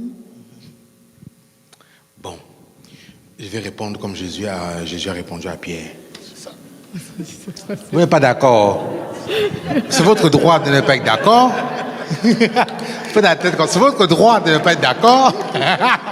Mais c'est ça qui est. Faut pardonner, pardonner et pardonner. Mais attention, je spécifie bien les choses. Quand vous allez voir le prêtre pour vous confesser, est-ce que c'est automatique l'absolution? Est-ce que c'est automatique? Non. Ça prend quoi pour une bonne confession? Pour que ce soit total, ça prend quoi au point de départ? Reconnaître. La vraie contrition, ensuite l'aveu de sa faute, ensuite le regret, ensuite La pénitence. la pénitence. Ça, c'est la partie qu'on oublie. Quand le prêtre vous donne la pénitence, il part du principe que vous allez le faire. Et ce que beaucoup de chrétiens oublient, on vous donne l'absolution, mais elle est conditionnée par la pénitence. Il y en a qui viennent dire, on m'attache au village, ma vie ne donne pas. C'est parce que tu n'as pas fait ta pénitence. Ton péché est là. Beaucoup oublient ça et n'en sont pas conscients. Autrement dit, pourquoi je parle de ça? Cela veut dire quoi? Si on revient dans le pardon dans le couple, je ne suis pas en train de dire qu'il ne faut pas vous donner l'absolution, ce n'est pas pareil. Mais ce que je veux dire, c'est que, oui, on pardonne, mais il faut régler un problème. On est d'accord? Qu'est-ce qui a conduit à ça? Qu'est-ce qui a amené à l'infidélité? On va regarder le cœur du problème. On va aller régler ce qui a réglé. Ce n'est pas juste dire je pardonne, mais ça se pourrait qu'il y ait encore infidélité. Mais ce n'est pas grave, enfin c'est grave, mais ce n'est pas la fin du monde. Il faut aller maintenant voir, c'est quoi? Qu'est-ce qui a de nouveau conduit à ça? Parce que vous allez juste regarder le fait que vous pardonnez, mais vous ne regardez pas quand on affronte le problème, ça se pourrait que la personne grandit à chaque fois sur un aspect. Je ne sais pas si vous comprenez ce que je veux dire. Je prends un exemple banal. Admettons, prenons l'infidélité, j'ai trompé ma femme. Si je l'ai trompé parce que ma collègue ce jour-là a mis un parfum qui a réveillé tous mes sens et que c'était plus fort que moi et que peut-être qu'à la maison, je tenais avec ma femme, c'était tendu et que finalement, le fait qu'on ne se parle pas, on ne s'est pas touché depuis un certain temps a fait en sorte que il y avait le party d'entreprise et puis finalement, voilà, est arrivé ce qui est arrivé. Quand la question est mise sur la table, ça se fait aussi dans un accompagnement. Parce que c'est quand même des questions graves. qu'il ne faut pas banaliser. Vous regardez ça au niveau du couple et vous pouvez vous faire aider, accompagner. Il ne faut pas banaliser l'infidélité dans ce sens. Par exemple, quand c'est soumis, on va regarder, ok, qu'est-ce qui a d'abord fait en sorte que vous tourniez le dos? Qu'est-ce qui a fait en sorte que ça dure aussi longtemps? Qu'est-ce qui a fait en sorte que aussi facilement tu dois jeter dans les bras d'une autre femme? On va regarder cet aspect. On va vous aider à grandir, à régler ce problème. Ça se pourrait que tout fonctionne bien et qu'il y ait encore infidélité demain. Ça m'étonnerait que ce soit pour les mêmes raisons. C'est pour les mêmes raisons, ça veut dire qu'il y a une distorsion quelque part. Ça veut dire qu'il y a un réel problème qui parfois peut nécessiter un accompagnement, même d'un point de vue psychologique. Il ne faut pas banaliser ça. Et j'entends beaucoup dire ça, c'est des affaires de blancs. Ce n'est pas une affaire de blancs. Il ne faut jamais oublier que les techniques qui nous sont proposées sont le fruit de l'intelligence humaine, dont un don de Dieu. Et parfois, c'est nécessaire d'aller recourir à une certaine aide pour le bien de notre foyer. D'accepter de se faire accompagner. Je vous donne un exemple simple, un autre exemple. Moi, ça ne me scandalise pas qu'un couple vienne me voir et puis dise, mais ça se pourrait que le gars n'a pas été éduqué sur la fidélité dans sa vie. Il y a des filles là, vous êtes scandalisés parce que votre fiancé, c'est un coureur de jupons. Oui, c'est normal, ça scandalise. Mais quand on apprend à se mettre à nu devant l'autre et qu'on sait qu'il a telle problématique, avant de s'engager avec la personne, on est conscient d'un problème et on aide la personne à avancer pour régler le problème. Si le problème n'est pas réglé, c'est des choses aussi, même quand on fait une enquête prénuptiale, c'est des choses qu'on peut mentionner. Et de telle sorte que quand vous vous engagez avec la personne, vous faites un choix libre et éclairé. Il y a beaucoup de choses, il ne faut pas avoir honte d'en parler, qui conduisent à l'infidélité. Mais c'est en le nommant, en le disant, qu'on va pouvoir vous aider. Et c'est aussi dans l'attitude, la façon dont j'accueille aussi mon époux, mon épouse, parce que j'ai pris l'exemple de l'homme, là ça peut être dans notre sens aussi. Mais le problème, c'est qu'on a souvent honte du regard du prêtre. Le prêtre va penser quoi? L'entourage va penser quoi? La communauté, la fraternité va penser quoi? Non. C'est votre histoire ensemble. Donc, ce qui fait que quand on regarde le problème à la base, le pardon, c'est un processus. Hein? Ce n'est pas parce que j'ai dit je te pardonne, c'est un processus. Et quand on entre dans ce processus, c'est toujours libérateur. Il pourrait, comme j'insiste, il pourrait encore avoir infidélité, mais il faut aller voir que la personne n'a pas été capable de tenir, et c'est aussi comme ça que vous allez vous soutenir mutuellement. Mais après, il n'y a pas de recette miracle, hein. Il n'y a pas, c'est pas couler dans du béton, c'est vraiment, chacun a une histoire de vie, chacun traîne un bagage, et c'est ça, il faut en être conscient. Et il faut accepter. Je reviens toujours sur l'engagement. Je te choisis. Je te reçois. J'aime toujours prendre l'exemple d'un cadeau. Je ne prends pas juste l'emballage ou juste la ficelle ou ce qui est à l'intérieur. C'est un package avec tout ce que ça comporte. Je te reçois avec ce que tu es. C'est pourquoi si toute la vérité n'est pas dite, ça pose problème. C'est suffisant pour déclarer un mariage nul. Et pour ça que j'ai insisté en disant, toute vérité est bonne à dire en ce qui concerne l'union sacrée du mariage. Est-ce que j'ai répondu à la question? Il faut pardonner. Oui, mon père, c'est correct. C'est correct. Oui, c'est correct. Ça veut dire, c'est pas trop ça.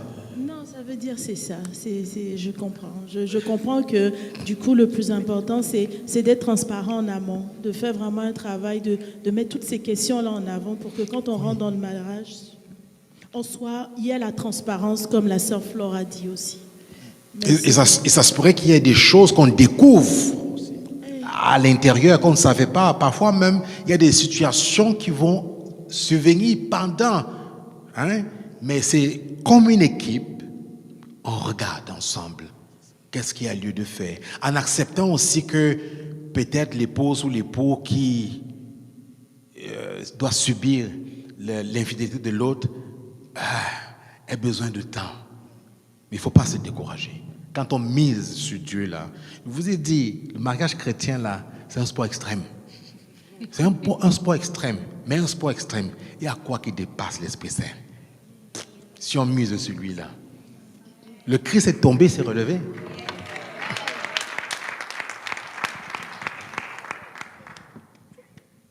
Je me permets de renchérir sur ce que le Père a dit, mais en fait, au risque de répéter ce que le Père a dit, je veux juste appuyer quelque part.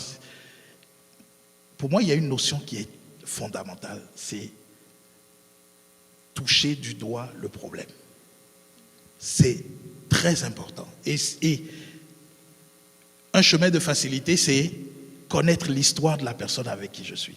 Son histoire. Des fois, on dit « Oh, j'ai pas envie de savoir ce que tu as fait avant » ou bien « J'ai pas besoin de te dire ce qui est important, c'est aujourd'hui. » Non. Connaître l'histoire de la personne, c'est très important. Parce que ça permet justement de pouvoir apprécier certaines situations. Maintenant, dans toucher le problème du doigt, ça passe aussi par des remises en question. Ne le prenez pas mal, comment je vais le dire, mais des fois, tu écoutes, tu essayes de comprendre, tu peux te rendre compte que, peut-être que j'ai ma part dedans. Peut-être que j'ai ma part de responsabilité, peut-être il a manqué telle affaire, peut-être il a manqué ceci. Mais c'est justement dans l'ouverture, le fait de se mettre à nu, comme dit le Père, le fait de se parler, mais en toute transparence, c'est ça. Si la personne, mettons, vient, elle te voit, elle te dit, bon, ok, écoute, je reconnais, ou que tu le découvres d'une façon ou d'une autre, je t'ai trompé, ok. Tu as le droit d'être en colère, tu as le droit de digérer la nouvelle, mais tu as un devoir. Après, c'est de t'asseoir et d'essayer de comprendre, d'aller au fond des choses pour pouvoir voir, ok, qu'est-ce qu'on fait face à ça? Et la notion de demander de l'aide, c'est plus qu'important.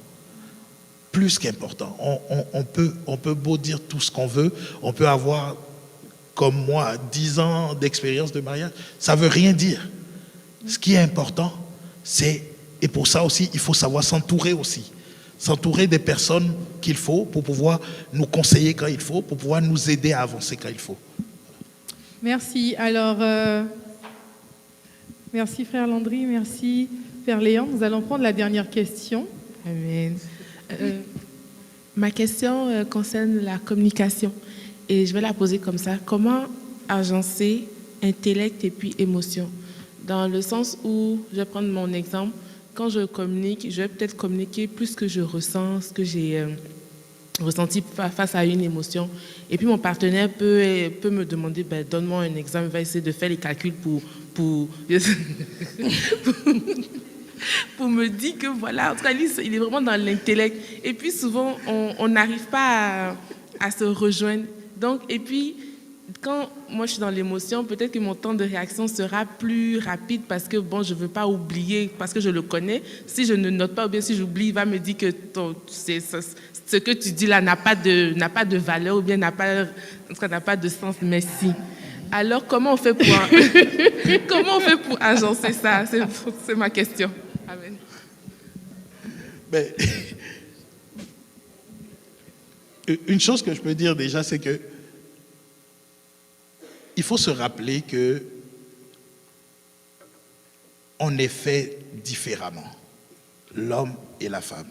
On a une psychologie différente. On a une façon de voir certaines choses différemment. Souvent, je dis à ma femme, je dis, souvent, toi, tu vas vouloir t'attarder sur des détails. Moi, je regarde les choses dans la globalité. Mais comment est-ce que je dois tenir compte des détails que tu donnes? Et comment est-ce que aussi tu dois voir ma façon? Mais encore une fois, c'est par le parler. Ça, c'est aussi simple que ça puisse l'être. Maintenant, moi quand je vais te répondre, ma soeur, tu vas voir quelle est ma position par rapport à ta question. Alors, si tu sais que je vais te demander de me donner un exemple et que après 2 jours, tu as oublié, si tu sais que tu oublies, note. Non, ça paraît banal, mais c'est important parce que, tu sais, tu peux m'expliquer quelque chose que j'ai du mal à comprendre parce que pour moi, voilà, ça ne fait pas de sens. Mais pour toi, c'est important. Mais si tu n'es pas en mesure de m'expliquer, si tu n'es pas en mesure de me dire de façon claire la chose qui t'a fait mal, par exemple, ou la chose sur laquelle, mettons, ce qui a fait que les choses sont parties en vrille, si tu n'es pas en mesure de me le dire, il se peut que je banalise. Mais ce n'est pas parce que je suis de mauvaise foi. Tu comprends? Parce que peut-être pour moi, j'ai besoin que tu me dises les choses. Voilà, par A plus B, tu as fait telle affaire pour que je dise, ah, tiens, ok. La plupart du temps, l'homme va fonctionner comme ça. Pas toujours, mais la plupart du temps. Et la femme va dire, mais non, mais ce que tu fais là, tu sais pas, tout le temps tu fais ça, tout le temps. Mais d'accord, mais je fais quoi? Dis-le. Voilà. Donc, juste pour dire que c'est des petites choses. Si c'est nécessaire, tu prends des notes. Une fois que toi, tu es prête à parler, que peut-être lui, il n'est pas prêt, quand c'est le moment, ok, voilà, telle affaire. Puis, aux hommes, ça c'est important aussi de le dire, on a souvent aussi tendance, oui, à dire, oh, mais ça c'est des détails. Mais c'est important aussi d'écouter. C'est important aussi de prendre en compte ce que nous, on voit comme parfois détail pour elle, c'est ça qui est venu la chercher, elle, au fond d'elle. Donc, c'est à nous aussi de tenir compte de ça pour pouvoir justement arrondir les angles. Moi, je voulais... Je peux compléter quelque chose? Oui, bien sûr. Je voulais juste dire quelque chose à ma sœur. Tu as parlé d'émotions.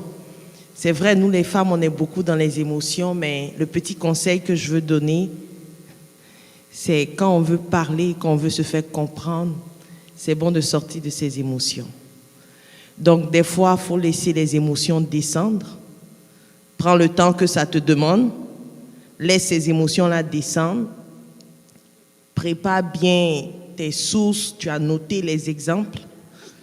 Et puis, tu viens calmement, posément. Je pense que ça va aider aussi l'autre qui est en face à être plus disposé à pouvoir écouter. Parce que des fois, dans les émotions, on peut relâcher des choses qu'on ne peut plus reprendre.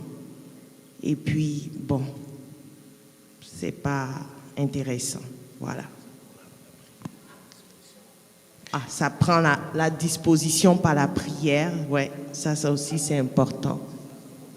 Avant de venir parler, avant de venir dire, est-ce que j'ai pris le temps d'entrer en moi-même?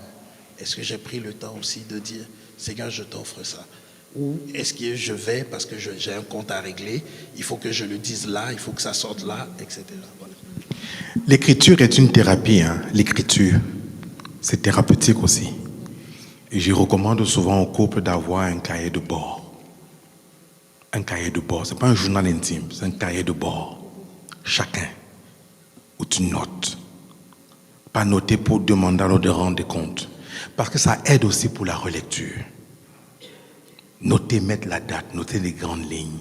Et le fait d'écrire, ça permet de respécifier, de revivre la situation et d'être au contact de l'émotion. Parce que quand on repense à un événement, parfois on boit encore. Ça me permet de dire, mais qu'est-ce qui bouillonne à moi? Faites l'expérience, l'exercice. Il y a un cahier de bord où vous notez. Ça va aider à revenir pour la relecture, pour la spécification. Ce n'est pas un journal intime ou un roman qu'on écrit là, où on note des grandes lignes, les grands points, une phrase, une image qu'on retient. Autant pour ce qui m'émerveille chez l'autre que ce qui vient me chercher. Et il y a un cahier de bord pour la relecture. Ça, c'est aidant. C'est le conseil que je peux vous donner par rapport à... Et quand vous allez revenir voir l'émotion, vous allez dire, waouh, j'ai été capable d'exploser comme ça. Il a vraiment mérité. Hein? Non, c'est une joke. Amen. Alors, j'ai le goût de dire à nos cahiers stylos, prêt, partez. Un peu comme dans un starter de course. Alors, nous allons acclamer le Seigneur, lui dire merci pour cet échange.